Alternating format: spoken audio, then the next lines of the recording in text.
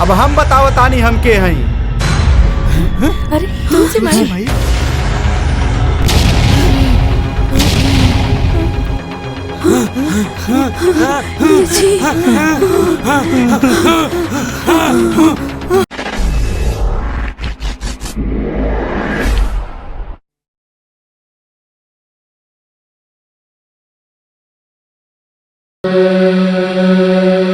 बतावा जा काहे खातिर बोलौला जा हमरा के, काहे नइखे जा बतावा जा कौन काम बा। हम पूरा अपन काम छोड़ के आइल बानी तहनी खातिर। अब नहीं से पूछी प्रधान जी काहे खातिर बोला के लेना हो। बतावा हो काहे खातिर हमके बोलौला।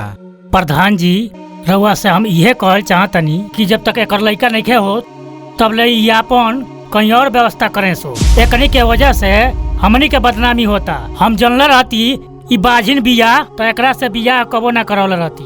पूरा अटीदारी पटीदारी में लोग हमनी के मजाक उड़ावता।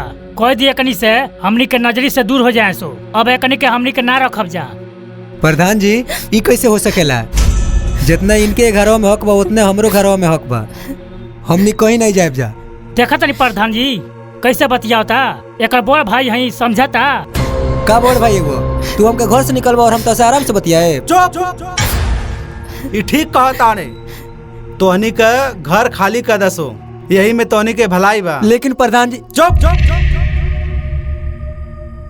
ये हमारा आखिरी फैसला है। घर छोड़ के तोहनी के चल जसो ना तो ठीक ना होई। बहुत तोहनी के ड्रामा हो गई।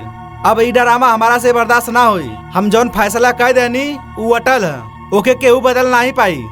चला हो राजकुमार। हे कान खोल के सुन ला सो, आज वे घर छोड़ के निकल जाइया सो।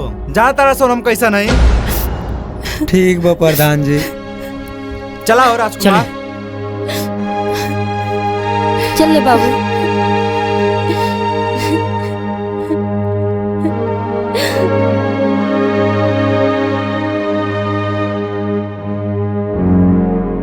दा राजकुमार पैसा दा।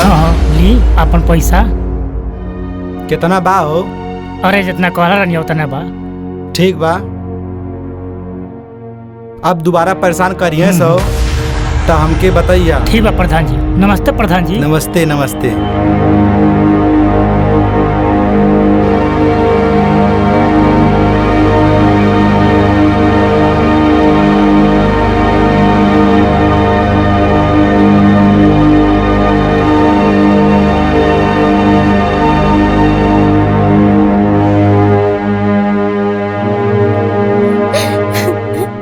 घर में रह देता तनी के घर में।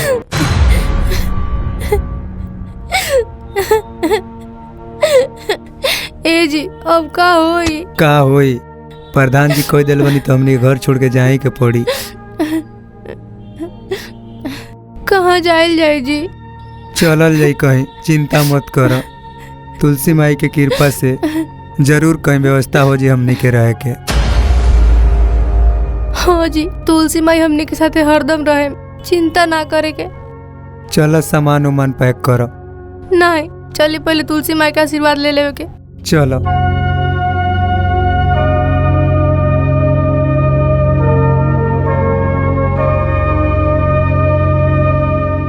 हे तुलसी माई कोनो चमत्कार कर दी माई कि हमने के घर से ना निकले पड़े। हाँ तुलसी माई कोनो चमत्कार कर दी रहुआ तो हमने के सहारा बनी। चलो। देनी है प्रधान जी के। हाँ। कितना पैसा देनी है? 10,000 दहनी है। इतने कन बात भइल। चली जाए दी, पैसा गल तो कोनो बात नहीं है। कम से कम ये दोनों से पीछा तो छूटल। हाँ हो सही कहता। पीछा छूट गई। अब जाके कहीं मरे सो जिए सो ओसे हमनी के का मतलब बा। हाँ जी हम तो चाहते नहीं जहाँ जात न सो ओहरे मोर बिला जा सो। एकदम अतक के धदल बना सो ई दोनों। हाँ हो सही कहता। उहे हो। हाँ जी देखबू होने गईले सो कि 1200। अच्छा ठीक बोले देखा तनी।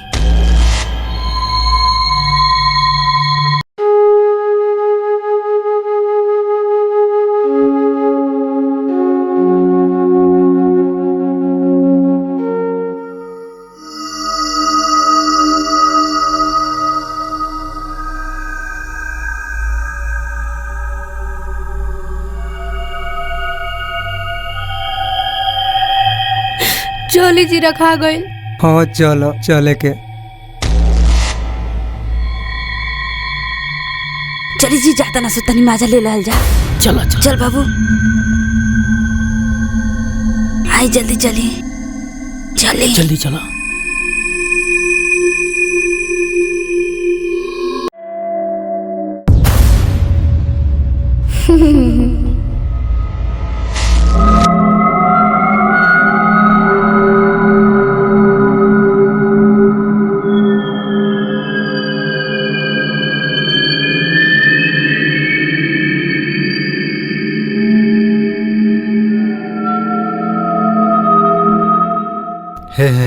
हमारा रहते हुए हमारा बेटी के केहू भी ना निकाल पाई, तो हनी का कैसे निकाल दे बस।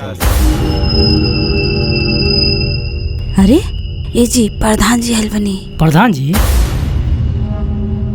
नमस्ते। प्रधान जी नमस्कार नमस्कार। गोल्ला दिन प्रधान जी। अरे खुश रहा खुश रहा।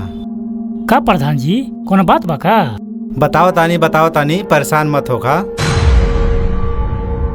ये जी और पैसा खाते हलवनी का। कितनो दिमाग लगैबा सर, लेकिन हमारा बेटी के तोनी के घर से भगा ना पैबा सर। आवा बाबू बैठा।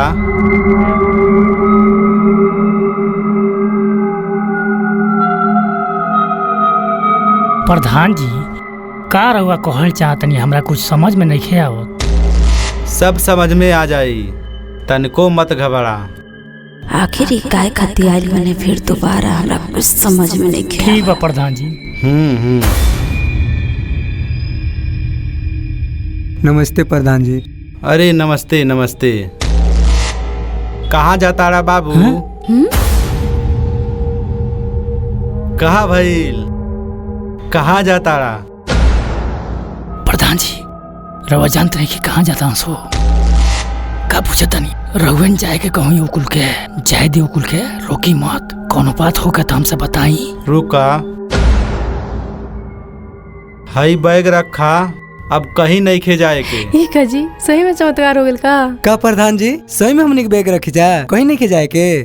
हाँ ले जाके रखा, कहीं जाए के नहीं खे। चले के तो। हाँ जी क्या चल। कहता नहीं प्रधान जी ये कैसे घर में रही सो? चुप जा जा अंदर।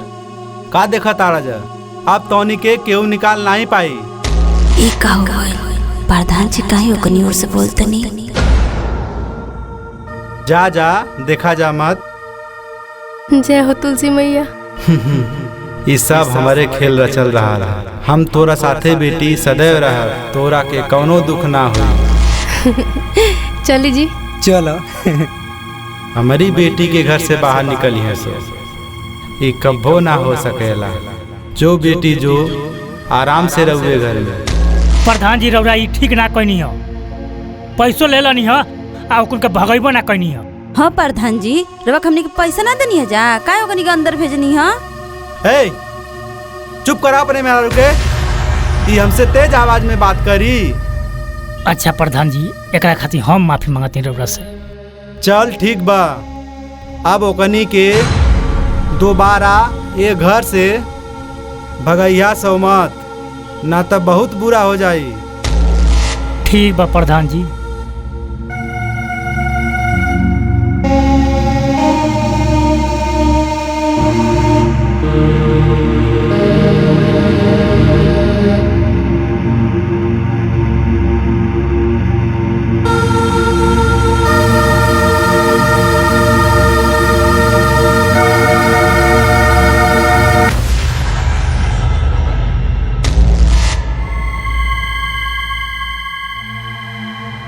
अरे इतना जल्दी कहाँ गए नी प्रधान जी? हाँ हो कहाँ चल गए नी प्रधान जी? अच्छा छोड़ी जाए दी। ए जी ई तो बड़ी परेशानी के बात हो गई। हाँ हो प्रधान जी पैसों ले लनी हमनी के कमो ना कहनी। क्या बतियौल रही वहाँ से कि पैसों ले लेनी हमनी के कामो ना भइल? का बताई हो हमरा तो खुद चिंता हो गई बा। काहे न काहे प्रधान जी बदल गई हो। कहीं ऊ कुल ना प्रधान जी के पैसा दे दिल हंसू। ना जी ओकनी के लगा कहाँ से पैसा आई? उ तो खुदे दवाइये बीरो में परेशान बनसो तो लगा कहाँ से पैसा दे दी हंसो। हो तू सही कहतड़ू, लेकिन कोनो तो उपाय करे के पड़ी एक के घर से निकले खातिर। हाँ जी, लेकिन कौन उपाय कइल जाओ?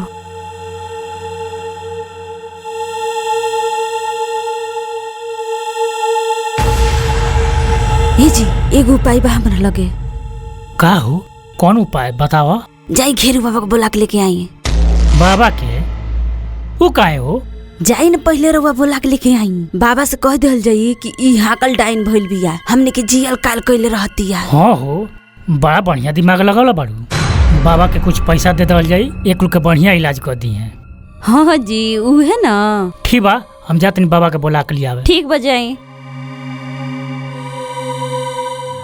अब देखो सो हमार त्रिया चरित्र अच्छा से उपाय करतनी अब तो के हम। प्रधान जी कोने का हमनी की तरफ से बोले लगनी है। हाँ जी ये तो हमू सोचतनी। बुझाते कोनो चमत्कार हो गइल। हाँ जी हमरा तो लागता सब तुलसी मैया के आशीर्वाद है। हाँ हो, हमरो उहे लागता सब तुलसी माई का आशीर्वाद है। ए जी देखनी ना हमार तुलसी माई के पूजा कैल, आशीर्वाद मिल गइल ना हमनी के। हाँ हो, तुलसी माई के पूजा कैलू ओकर हमनी के फल मिल गइल। अब हरदम हमनी के पूजा करिए तुलसी माई के। हाँ जी अब हम हरदम तुलसी माई के पूजा करें। हाँ हो, अब हरदम तू पूजा करिए।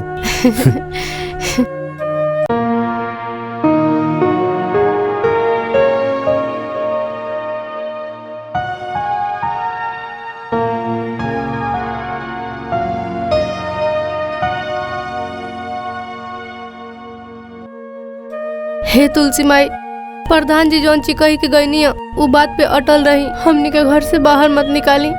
इतने कृपा बनौले रहे माई।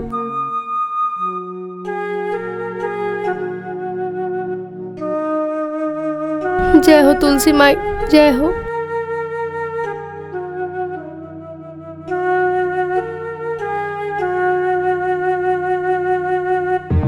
आई बाबा।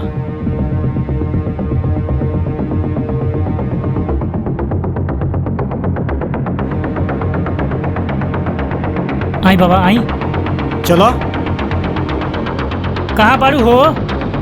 हाँ आई अंदर में बानी। आई बाबा आई।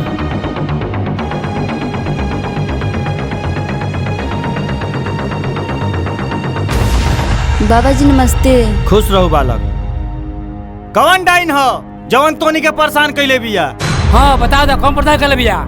चली बाबा चली दिखा तनी चल के। दिखाओ। आई आई बाबा। कहाँ बानी जी? टाइम से आ जाइयो। ठीक बा ठीक बा। और वो दोनों जना के ले ले आइयो, वो लोग के काम बा। अच्छा ठीक बा। आज पूरा काम कर दियो जा। चलो ठीक बा, रखो तेन तो। ठीक बा। का भइलो? का भइल? फोन कैले ना कमवा खातिर। ई त बड़ा खुशी के बात बाजी। हाँ बड़ा खुशी की बात बा। आई जी बाबा आई चलो, देखा चलो जा। कहाँ भी। आई आई जल्दी आई। चलो चलो जाओ का आज आखिरी दिन है। आई बाबा आई जा, ऊपर बिया। चलो जा। चली आई चली। बाबा। चल। हाँ अब चलो खाना देखा तो तनी बहुत हमरा लेट हो रोते गइल। हुए कौन डाइन तो के आई परेशान कर बाबा। दिया।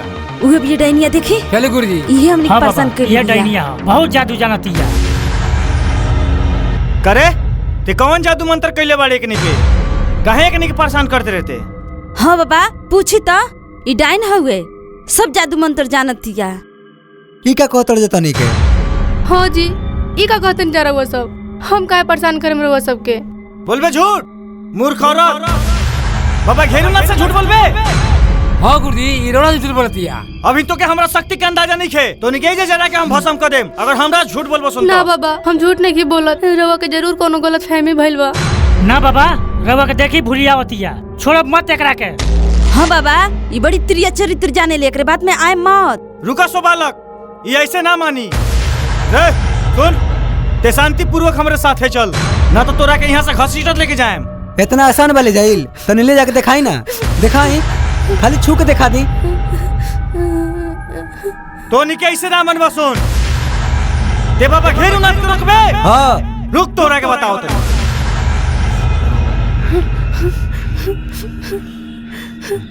जी का हो गल के ए जी उठे ना उठाओ चिल्ला के रखे ले चली डैनियल बाबा ले चली छोड़ दे हमके ले चली बाबा ले चली डान का निकाली हमारे घर से चल आवाज सो लेके आवाज सो देखा तानी कैसे लेके जाला सा ओकरा छोड़ दे बाबा कुछ चल निकल हमरा घर से प्रधान अरे कहाँ ले जाता सो हाथ छोड़ा सो ए प्रधान जी हमनी के बीच में मत पड़ी ना तो ठीक ना होई ले जाई बाबा एकरा के चल रे तोनी के नहीं के बुझात एक बार कहा तानी तोनी के बुझात नहीं खे ते जाना तरे हम के हई के हुए बाबा घेरूनाथ नाम हमार तोनी के अंगा नहीं मन बसा अब हम बताओ तानी हम के हई अरे तुलसी माई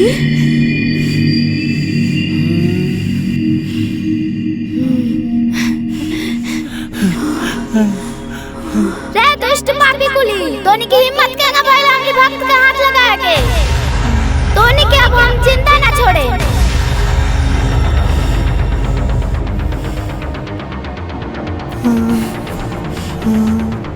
मारे खातिर अब तोनी के तैयार हो जासो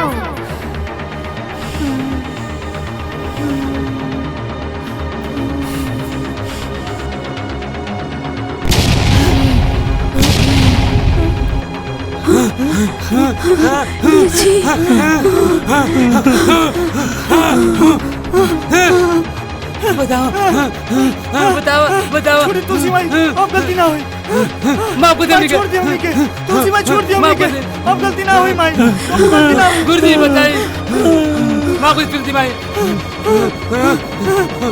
गुरुजी बताई हमने के माई छोड़ दिया हमनी के बताई हमने के छोड़ दिया हमने के गुरुजी बताई छोड़ दी माई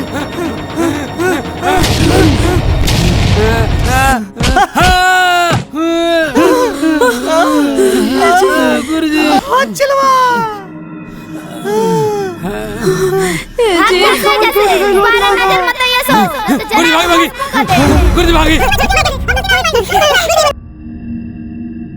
करे अब तोनी के कौन सा लगे माफ कर दी तुलसी माई माफ कर दी हमनी के माफ कर दी माई तोनी के माफ कर दी ई ना हो सकेला तोनी के भलाई इतने में बा घर छोड़ के चुपचाप से निकल जासो ना तुलसी माई हमनी के माफ कर दी दोबारा ऐसा गलती ना होई हाँ माई बस एक बार हमने का मौका दे दिया ना ई ना हो सकेला तोनी के जल्दी निकलो सो हमरी नजर के सामने से चलाओ जल्दी भागो चली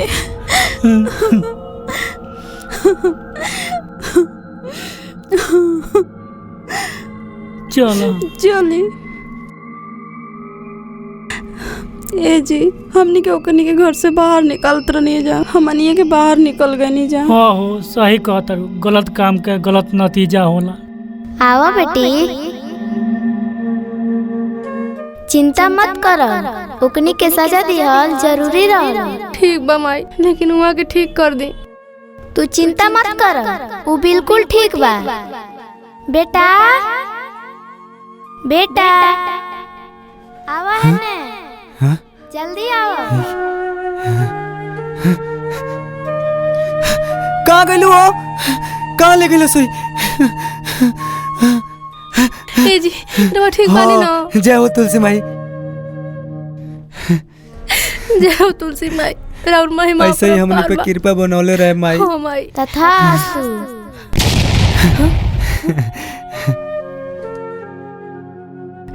जय हो तुलसी माई चलो देखनी जी यही से कहल जाला केहू के साथे कबो गलत ना कल जाला ना तो उ एक दिन अपने ऊपर आ जाला हाँ हो सही कहा तड़ू